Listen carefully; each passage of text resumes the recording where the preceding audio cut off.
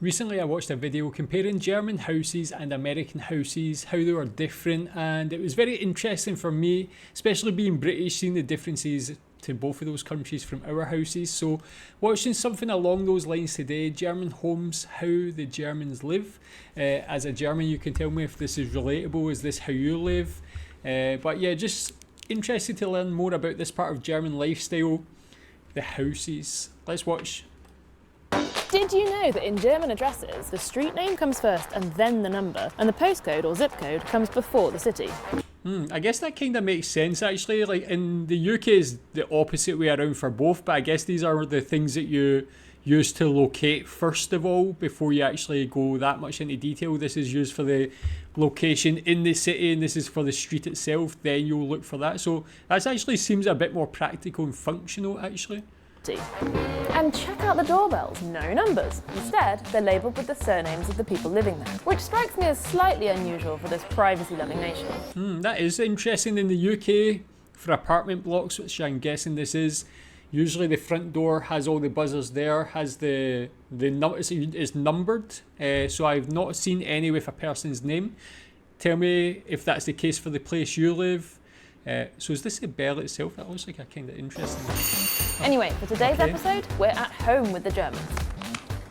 Nice. German homes come in all shapes and sizes. They also have pretty logical names. A house at the end of a row of houses is called an end of the row house, or ein Endhaus. A house where one family lives is called a one-family house, Einfamilienhaus. Large houses split up into several apartments are called Mehrfamilienhäuser, or multi-family houses, and that's the most common type of home here. Yeah, that's what I love about the German language. It can be straight to the point. It says what it is. Love that. Again, in the UK, we call the end of the row, we call it the end of the terrace house, so very similar, but the one family home, the multi-family home thing makes perfect sense again, honestly. But the majority of people live in that, so is that saying that most people in Germany live in an apartment?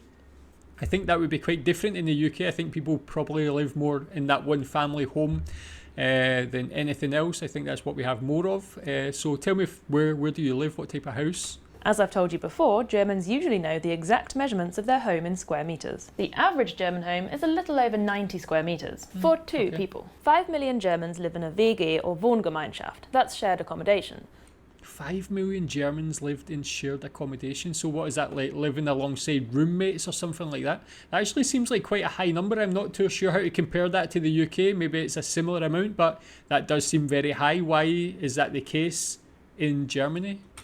And only 0.5% of households have 3 or more generations living under one roof.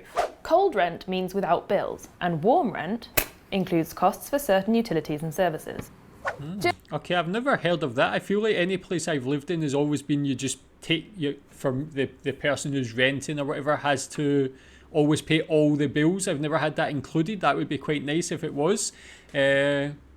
Is that the case? Do you ever move in somewhere and they cover your electricity, gas, or whatever your bills are, your utility bills? Is that an option? Germany has long been a nation of renters. That is something I've seen before in these videos, so tell me why that is as well.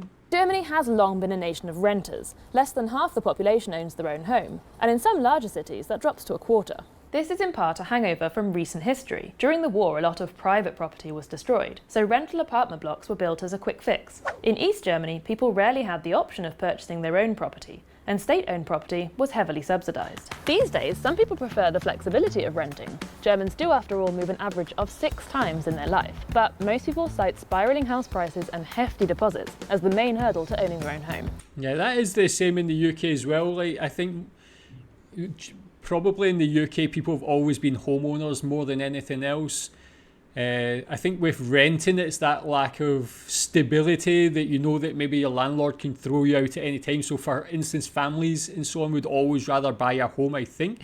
But of course, with the cost of living, with the high increase in property prices, it's making it more difficult for most people. So I guess that's similar in Germany as well. But could you ever see that changing in Germany where people become more interested in just being homeowners rather than renters? That being said, renting isn't always a particularly cheap alternative. In Munich, renters are shelling out around 17 euros per square metre. Berlin has introduced a controversial 5-year rent freeze to try and get its prices under control. And some people are getting creative, shunning traditional living models in favour of houseboats, campervans, communal living projects or tiny houses. Ein Tiny House ist ein kleines Häuschen, meistens aus Holz gebaut, zwischen 10 und 20 Quadratmeter auf Rädern, auf einem Pkw-Anhänger, ist aber auch eine Bewegung. Ja, ist eine Bewegung, die vor ungefähr 15 Jahren in Kalifornien in den USA eingesetzt hat. Und wie ist es dann nach Deutschland gekommen? In Deutschland gab es ja schon immer durch diese Kleingärten eine Tiny House Affinität. Deutsche und auch Holländer, die ja sehr viel Camping machen und Caravaning, die haben eine hohe Sympathie für kleine Räume. Welche Vorteile bietet ein Tiny House? Wenn wir nicht mehr so viel Platz beanspruchen, können wir nicht mehr so viel kaufen. Wenn alle Menschen auf einmal in Holzgebäude leben würden, hätten wir nicht so eine CO2-Katastrophen. Und wenn wir nicht mehr in anonymen Hochhäusern leben wollen, sondern eher in kleineren Strukturen, dann ist das soziale Miteinander auch ein anderes. What do you think about that? Like, that seems like, I don't want to get into like conspiracy theories, but it seems like almost trying to like downgrade the quality of people's life by making them live in such small houses, using the excuse of things like climate change and so on to try and make them feel guilty to do that. Like, surely you would want more space. It's more peaceful. You have that more space to like walk about in your house, and it's just better for your mind and things like that as well.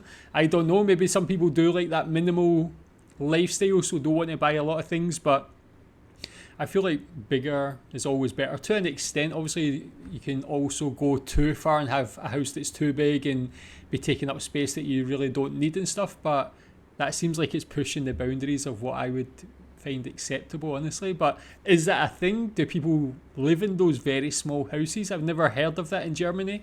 Have you? Anyway, back to the status quo for now. Here are my personal picks for a few things that make a home very German. House shoes, bottled water, sparkling of course, weird little mini forks for cake. If the cakes aren't mini, then why are the forks? Is that something everybody has? Is cake so important to Germans that you need a specific fork for it as well? I have seen them in cafes and things before.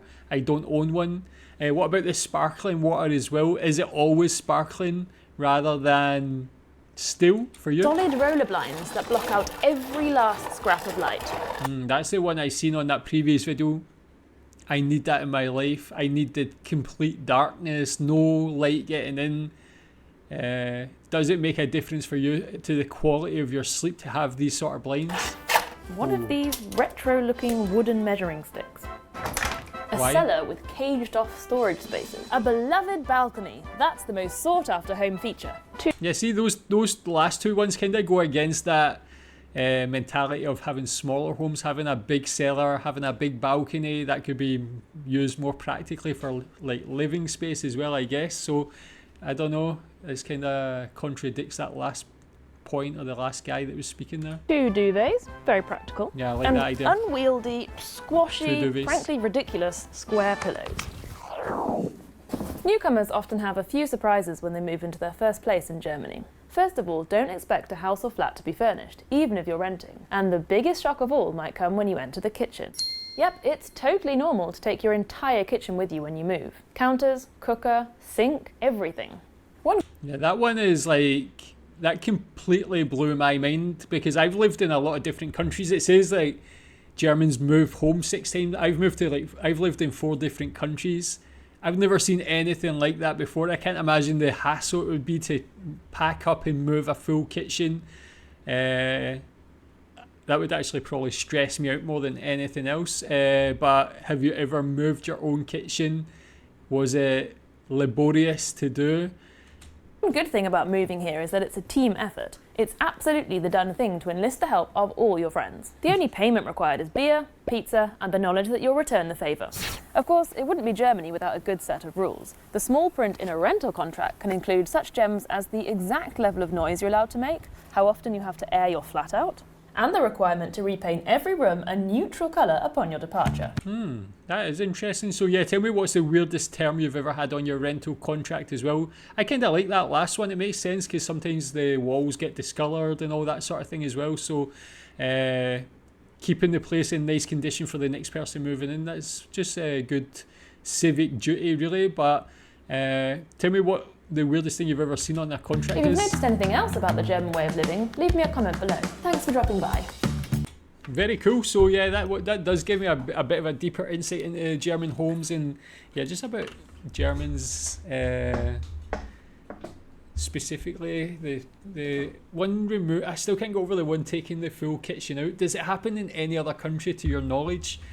I can't even imagine what it would look like. How do you like go there and like undrill things out the wall, all your cabinets, everything?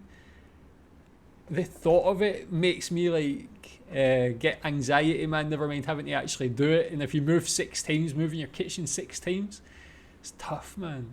But tell me what you think about these. Are they all relatable to you? Is there anything there that shocks you as a German? Thanks.